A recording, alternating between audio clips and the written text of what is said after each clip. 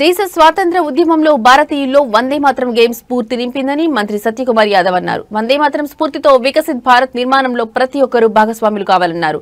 వందే మాతరం గేయానికి 150 ఏళ్లు పూర్తయిన సందర్భంగా ఏపీ భాషా సాంస్కృతిక శాఖ జిల్లా అధికార యంత్రాంగం కేబీఎన్ కళాశాల సంయుక్త ఆధ్వర్యంలో ప్రత్యేక వేడుకలు జరిగాయి.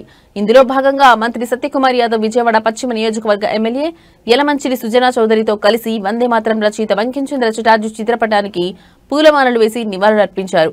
అనంతరం దాదాపు 3000 మంది విద్యార్థులతో వందే మాతరం గేయాలాపన చేశారు.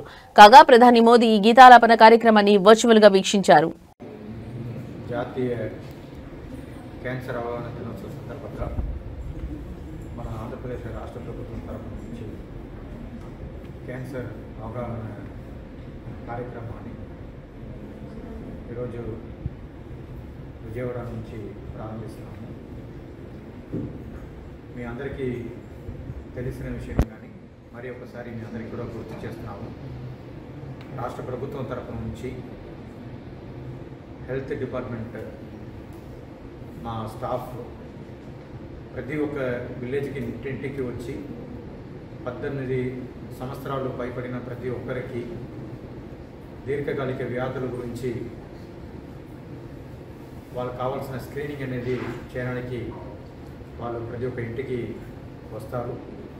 సో దీంట్లో బీపీ చెక్ చేయడం, షుగర్ చెక్ చేయడం, మళ్ళీ క్యాన్సర్ ఒక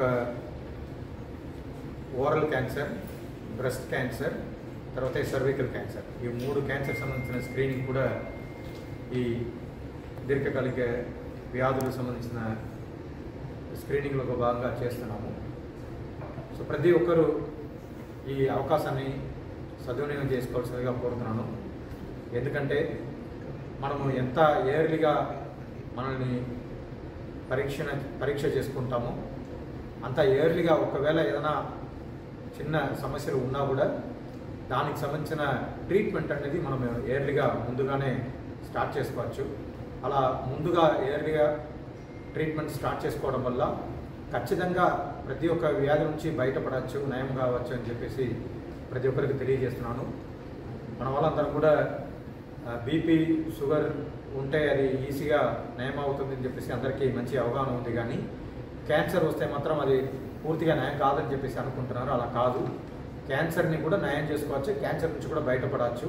కానీ మనము ఎంత ఎర్లీగా అది ఎప్పుడు వస్తుందో అప్పుడే మనము దాన్ని డిటెక్ట్ చేస్తే, దాన్ని గమనిస్తే ఖచ్చితంగా దానికి కూడా సంబంధించిన ట్రీట్మెంట్ అని మనం తీసుకుంటే ఖచ్చితంగా దాని నుంచి కూడా నయం చేసుకోవచ్చు.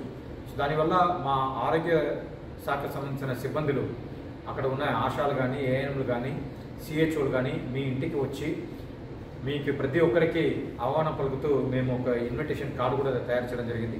ఆ ఇన్విటేషన్ కార్డు ద్వారా మీకు ఏ డేటు, ఏ టైంలో మీ ఇంటికి వచ్చి ఈ పరీక్షలు చేస్తారని చెప్పేసి తెలియజేస్తారు. సో ఆ సమయానికి మీరు అందరూ కూడా ఇక్కడ ఇంట్లో ఉండి ఈ పరీక్షలు ఖచ్చితంగా చేసుకోవాల్సిందిగా కోరుకుంటున్నాను. ఎందుకంటే నేను ముందు చెప్పినట్టుగా ఈ పరీక్షలు చేసుకుంటే మనము ఒక్కవేళ మనకు ఏదైనా ఉంటే దాన్ని ఐడెంటిఫై చేసుకోవచ్చు. అలా